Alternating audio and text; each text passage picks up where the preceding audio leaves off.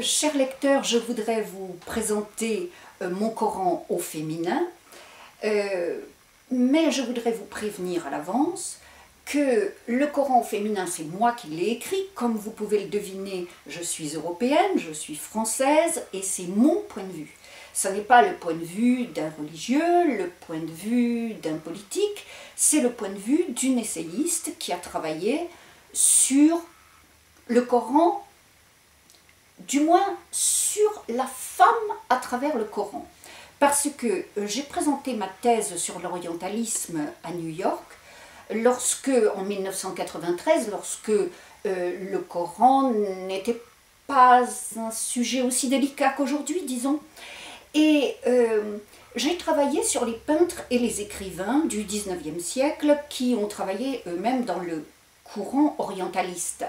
Et ils sont tous extatiques absolument sur la femme orientale, on l'a vu, les femmes de harem, etc. Et ma question c'était, mais qu'est-ce que Flaubert raconte? Qu'est-ce que Nerval raconte? Qu'est-ce que Chateaubriand raconte? Mais une femme orientale, ça ne se voit pas, c'est pas possible.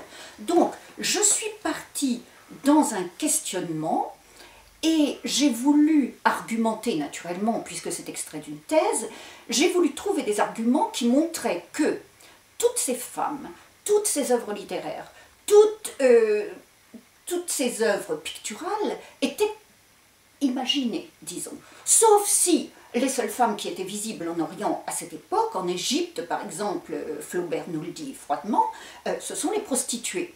Donc je suis allée chercher à la source, dans le Coran, et là j'ai recherché naturellement toutes les sourates qui parlent des femmes.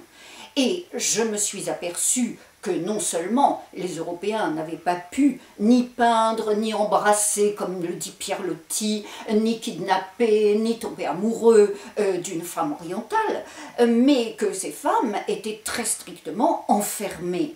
Et que le mot haram, qui va donner harem, veut dire interdit, défendu, et lorsqu'elles sortent de chez elles, on voit bien que haram continue, avec un sujet très brûlant en France actuellement, mais par exemple le voile.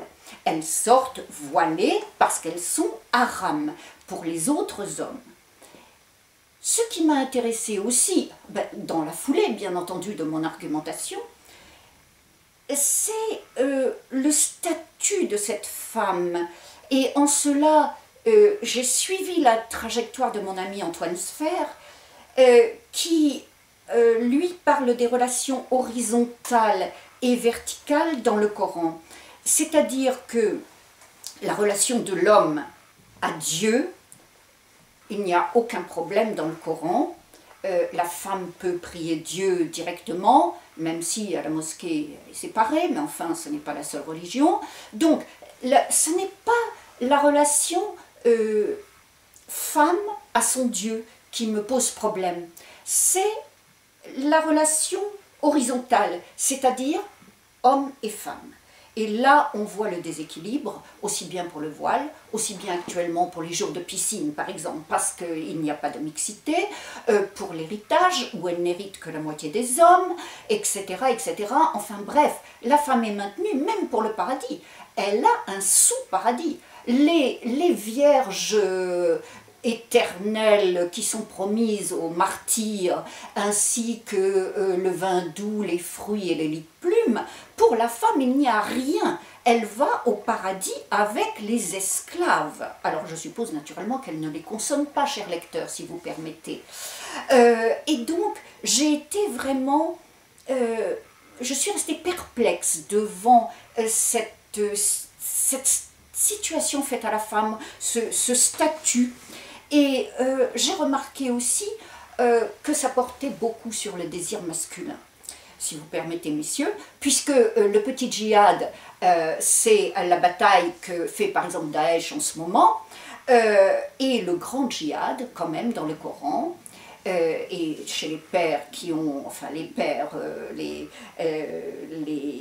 les imams qui se sont intéressés au Coran et qui l'ont expliqué, le grand djihad, c'est la lutte contre ses propres désirs. Et c'est pourquoi, au nom du grand djihad, la femme est condamnée. car la femme représente le désir, elle doit se voiler les cheveux, elle ne doit pas avoir d'odeur, elle ne doit même pas avoir de bijoux pour que les sons n'incitent pas au désir. Tout va tourner dans le Coran autour du désir, autour des relations amoureuses entre l'homme et la femme. L'homme, comme vous le savez, ayant tous les droits et la femme aucun, hein, c'est la femme d'un seul homme. Sinon, elle est lapidée.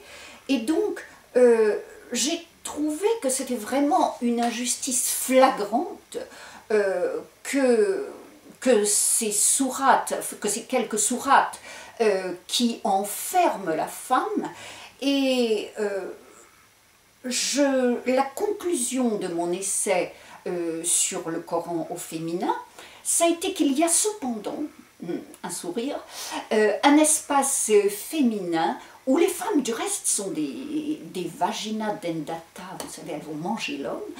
C'est dans les contes des Mille et une nuits, où la femme est vraiment la vedette, la star, elle commande, elle écrit, elle parle, et sa parole est une parole qui va lui éviter de mourir quand même, il faut voir les choses. Mais il y a des contes très érotiques, l'histoire du vieil homme dans la prairie, etc., mais c'est super érotique, presque plus qu'érotique, et donc c'est l'espace de liberté et de respiration de la femme. Malheureusement, il faut quand même reconnaître que ces contes ont été écrits entre le 10e et le 11e.